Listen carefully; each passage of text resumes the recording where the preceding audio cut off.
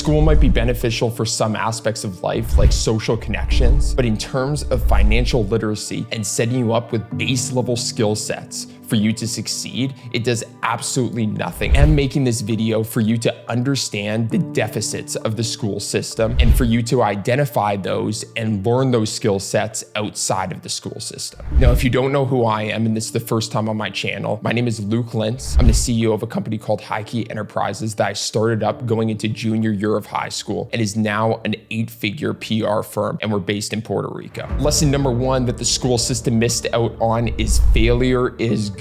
What you will quickly understand when you get into the real world out of this bubble of the school system is you'll understand that failure is inevitable. And it's actually a huge component to success and a huge component to getting to the next level because you're learning from your mistakes. So in the school system, they give extreme positive feedback if you get good grades. Same with your parents as well. You come home with an extremely good mark and they give you that positive recognition to tell you that you're doing an extremely good job by getting really good marks and therefore not failing and not making mistakes. Where on the other hand, you're getting extreme negative feedback for getting any mistakes, any type of failure in the school system. Your teacher is saying that you're not doing a good job. You go home to your parents and they might even discipline you for not getting those good grades, which is just reinforcing that you making mistakes is you completely failing, which is not the case because you can redeem yourself from failures if you learn from them. The major problem in all of this is the mindset that you ingrain and teach yourself at a very young age follows you through your entire career. Now, what happened for me personally is I was training myself that failure was extremely bad and I could cheat my way to success. What this carried forward into is when I first started my business, I was very scared of making any type of failure. So I was making certain decisions of the fear of failure. And then when failure happened, I thought I was doing something extremely wrong, where in business especially, and just in life in general, failure is inevitable and you just have to learn from the mistakes you're making. Lesson number 2 is you should be a forever student of life. I don't know exactly where I got this mindset from, but this is definitely from the highest level achievers that I know, 7, 8, 9-figure entrepreneurs that I've talked with, hung out with. And all of them are constantly learning, honing in their craft, learning new skill sets, and becoming a better leader, manager of their particular business and their industry. Now, what the school system does is it teaches you and gets you in this frame of mind that after school, everything is done in terms of education. And so it separates that the first part of your life, going through elementary, high school, university, if you go post-secondary school, that's the part of your life where you're learning. And then right when you graduate from university and you go onto your career path, then that's the point of life that you're earning. You have to be a forever student of life. I actually look forward to it every single day of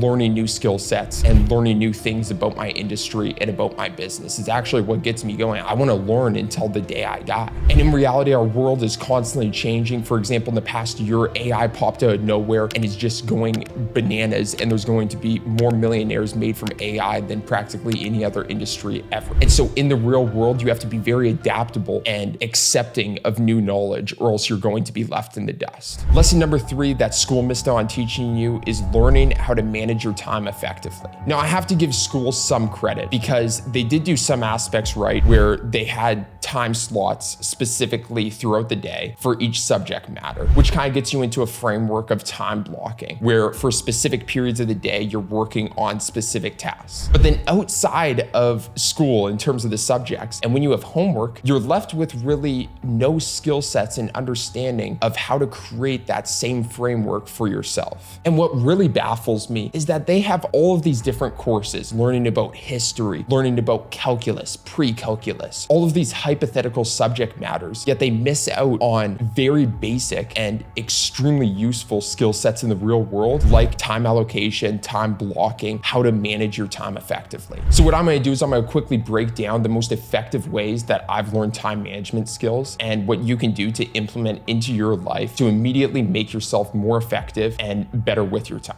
The first thing that I do is I run everything through my Google Calendar. Now, a lot of you, even if you're in high school, university, might be using a Google Calendar or some type of calendar, but you usually just use it for your meetings, classes, or something where you're physically going to. Now, what I want you to do is get into the mindset of using your calendar for everything. Now, what I mean by that is start blocking out your entire life. This doesn't mean you have to block out every single 30-minute interval on your calendar, but you need to be scheduling out all of the things that you're doing throughout the day to hold yourself accountable and to have a clear understanding of what you'll be doing every single day and for the week ahead. When I started to optimize my calendar, not just for meetings, classes, but for every single component that I do during the day, I'm talking about sleep, working out, morning messaging, morning tasks, all of these things, it made myself crazy more effective. The next major component of effective time management is understanding yourself. Now, what I mean by this is every single person has their own best times of work throughout the day. Some people are morning people, some people are night people, some people work best during the day. What I mean by working best is I mean by your most creative output hours. What you should be doing is pushing all of your menial tasks to hours of the day that you work less effectively. For example, chores around the house, those should be the times of the day that you have the least creative output, least decision-making skills. And you should be pushing your most important tasks, your biggest priorities for the day, to the times that you work most effectively. Now, component 3 of effective time management actually kind of gets into lesson 4 that school doesn't teach you. So we're just gonna get right into that, which is basically goal setting. So after running my business for 8 years now and goal setting for the past 5 years, I've been extremely confused why school completely ignores any type of goal setting. I found that the closest thing that the school system does with goal setting is giving you the agenda. Like, remember the agenda that you have where you write down like your tasks and stuff, yet they give it to you and they don't really teach you how to fill it out, reason why you're filling it out, all of these things that you just are confused with in your mind. And the reason goal setting is so important in the real world is that if you don't know the final destination that you want to get to, then you're just living somebody else's life.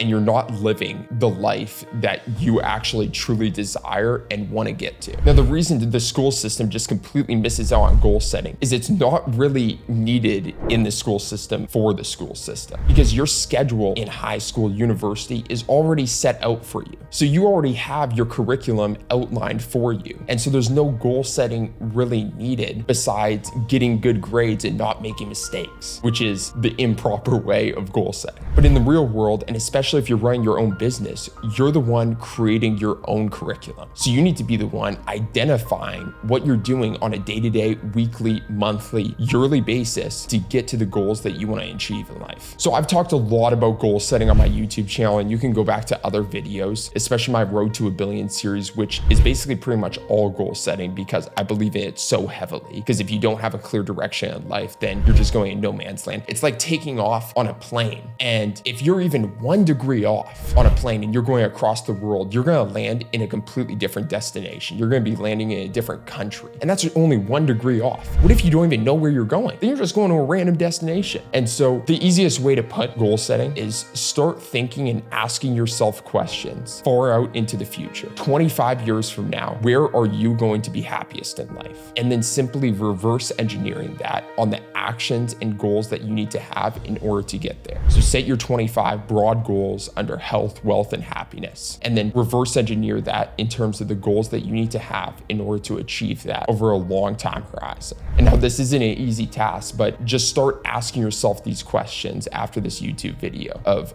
where do you want to be in 25 years from now. Now we're on to lesson number 5 that the school system just completely misses out on, and it's seeking to understand instead of memorization. The school system really fails at this one because their system is completely outdated. They still favor memorization over everything. Just think about it. The amount of exams, tests that you've had where practically the entire test was just memorizing information from the curriculum instead of seeking seeking to understand and answering creative-based problems that would actually be real-world applicable. We know how ridiculous this is in the school system because they don't allow you to have your phones in practically any exam. If you were to bring in a piece of paper with different types of information on it, you would be considered cheating. And I remember this one time where I was in the cheating mindset and I was watching videos the best ways to cheat on exams and tests in high school and university. And I found this one where you get a big eraser, you cut it in half, open it up, and then you fold up an accordion-based paper and you glue it to the sides of the eraser. And so you close it in half and then you open it up and can flip through like different answers and stuff. And it was just so ridiculous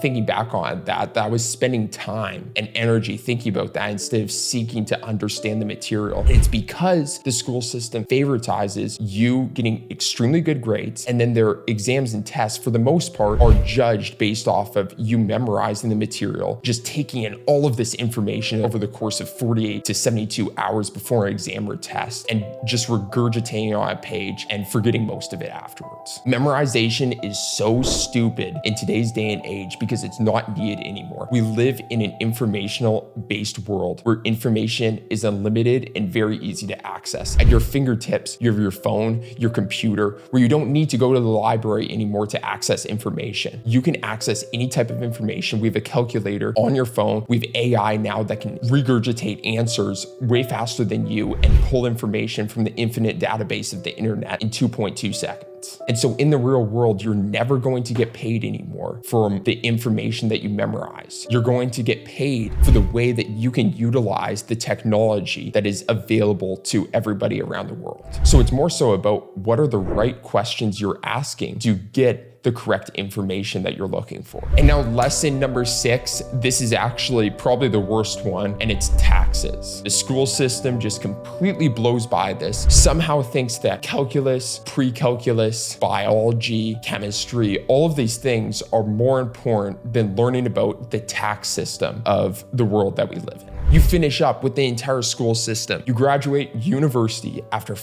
8 years with student loan debt, and you don't even understand how to file your own taxes. How does school miss out on one of the most base level components of life that every single person needs to do? They intentionally made the tax system so complicated, and then they don't even teach you about it in the school system. Just think about it. Our entire life is made up of taxes. You go to the store, you're paying sales tax on that. You buy a house, you're paying sales tax.